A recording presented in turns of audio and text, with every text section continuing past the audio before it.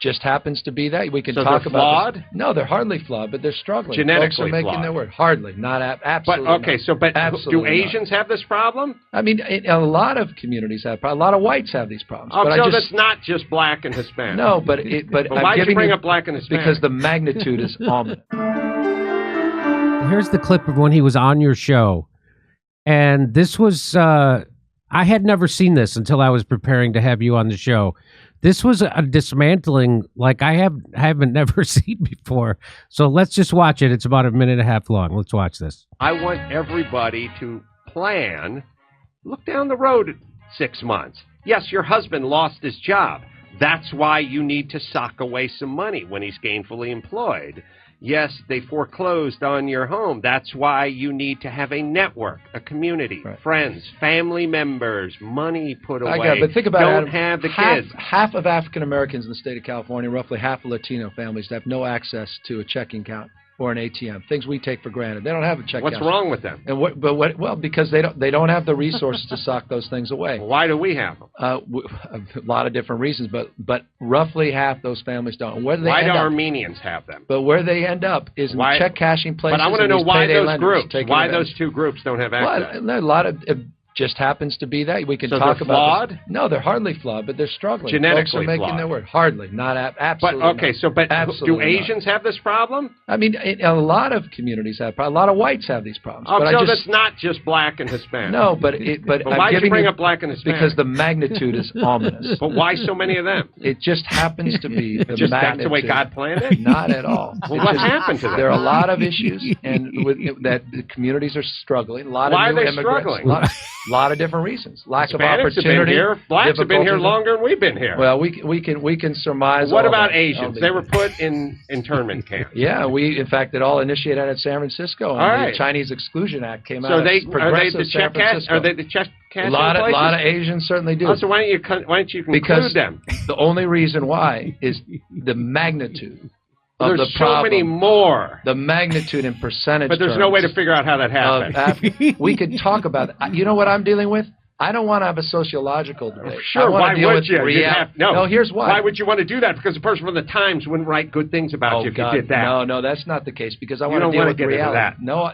You want to deal with reality. I want to deal with the reality of people that are struggling. People are suffering. I want to deal with the problems in a pragmatic way. Why are they struggling and suffering? We can hold hands and surmise about all these underlying reasons. I don't want to do that. I want to know why they're struggling. Why are they struggling? A lot of folks are struggling because they can't find jobs. Why blacks and because they're working. Why blacks and Hispanics? Across the board, all socioeconomic. Okay, so everybody's struggling. So Asians are suffering just as much as blacks. The face of welfare is not an African American family. So it's Asian, Jewish, it's all of them. Caucasian. It's a lot of folks we're all in society. struggling. A lot of folks are struggling. Okay.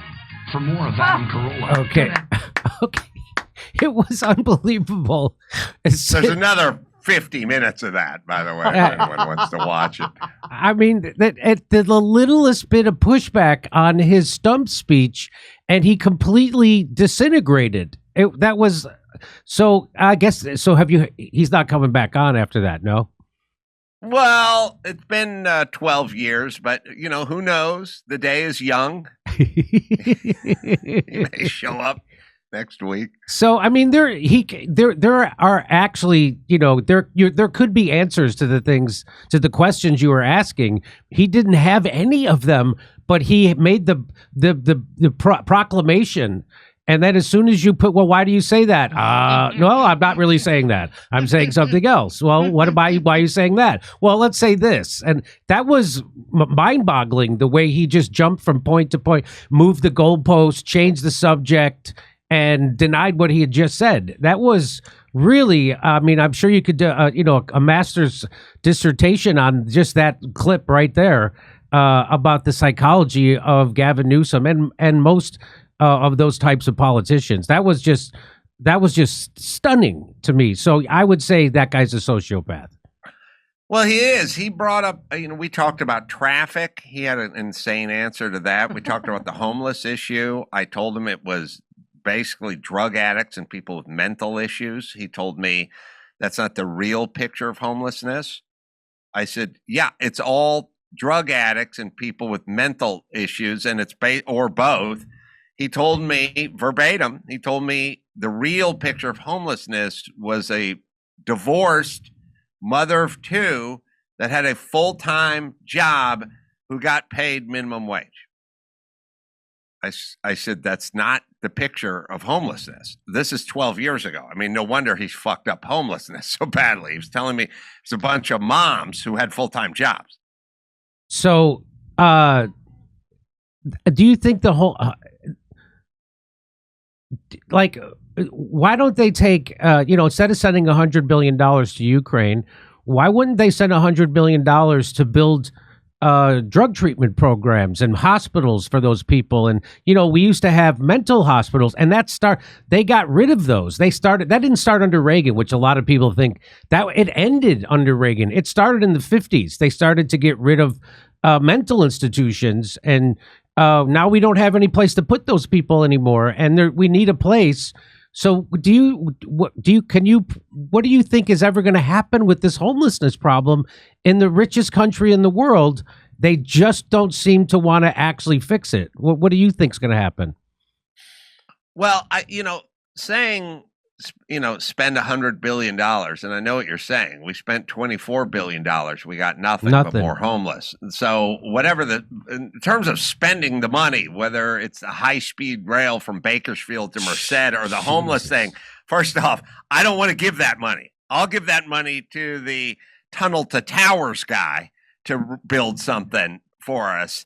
But I'll give it to Rick Caruso, but I'm not giving it to you corrupt assholes, because all you do is funnel that money off with your NGOs and all that other stuff. So I have, I wish it was about money, but evidently you guys can spend an unlimited amount of money without any results.